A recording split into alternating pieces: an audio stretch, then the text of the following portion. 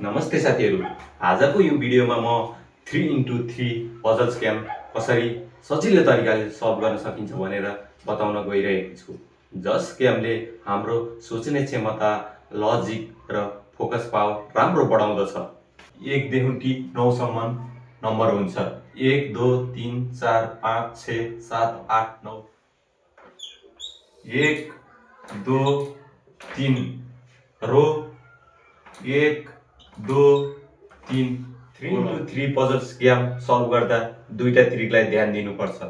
First trick, यो रोमा रहेको 2 र 3 लाई सेट गर्दाखेरि ध्यान दिनुपर्छ। सेकेन्ड, 4 र 7 लाई सेट गर्दाखेरि ध्यान दिनुपर्छ। सुरुमा 1 लाई सेट गर्नुपर्छ। 1 लाई सेट गरेको बादमा यहाँ 2 लाई सेट नगरिकलाई 3 लाई लिएर आउनुपर्छ। 3 लाई ल्याउनको बादमा 3 को ठिक तल 2 लाई लिएर आउनुपर्छ। 3 लाई राइट साइड लगेर 2 लाई माथि गरेर सेट गर्नुपर्दछ।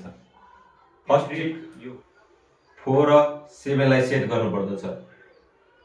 4 र 7 लाई सेट गर्दाखेरि सुरुमा 7 लाई अगाडि 4 लाई पछाडि लिएर आउनुपर्दछ। 7 लाई अगाडि लिएर आउने, 4 लाई पनि अगाडि ल्याउने। 7 लाई तल झार्ने र 4 लाई यता लिएर आउने। यहाँ 7 हुन्छ, यहाँ 4 हुन्छ। 4 हुनेको बादमा 5 6 8 र 9 रोटेट गरेर सल्भ गर्न सकिन्छ। यो बोर्डमा तपाईहरुले बुझ्नु भएन होला। आउनुस् म तपाईहरुलाई मोबाइल स्क्रिनमा लिएर जाने छु।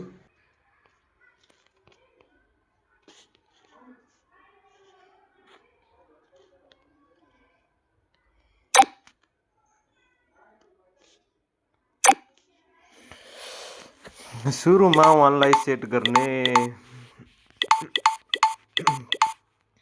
1 लाई सेट गरेको बादमा 2 लाई सेट नगरिकिन 3 लाई सेट गर्ने। 2 लाई 3 को ठिक तल लिएर आउने। 3 लाई राइट साइड लगेर 2 लाई माथि लगेर सेट गर्ने। अब सेकेन्ड ट्रिक, 7 लाई अगाडि लिएर आउने, 4 लाई पछाडि लैजाने। 4 लाई पछाडि लगेको बादमा 7 लाई तल झार्ने र 4 लाई सेट गर्ने।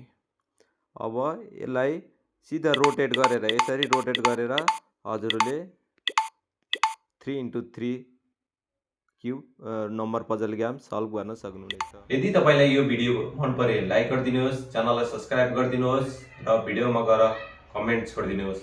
धन्यवाद।